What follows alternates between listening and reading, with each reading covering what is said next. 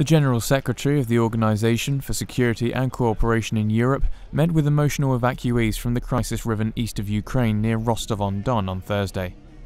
The 15,000 evacuees, mostly women and children who travelled to Russia to escape fighting between pro-Russian separatists and Ukrainian military forces, are staying in the camp.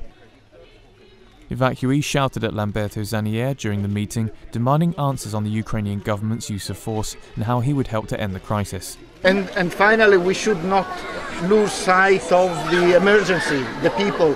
When in Ukraine, I was in Kharkiv, and my people were telling me the problems of the internally displaced people in Ukraine. And now I've seen the problem on this side as well. For me, it's important to hear everybody. Ukraine's new president signalled on Wednesday he would be ready to hold talks with opponents in eastern Ukraine if pro-Russian separatists waging an insurgency there agree to lay down their weapons. The rebels show no sign of giving up their arms, but opening talks would be a big step on the road to peace, building on Ukrainian President Petro Poroshenko's meetings this week with Moscow's envoy and with Russian President Vladimir Putin in France last week. Zanier said dialogue was the only option for ending the bloodshed.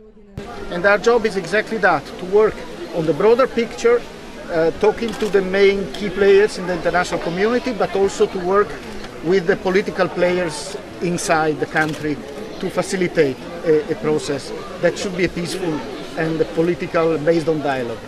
The Ukrainian military operation has focused increasingly on Slavansk, a city of 130,000, which has been controlled since April by masked camouflage-clad militants wielding assault rifles and grenade launchers who oppose central rule by Kiev.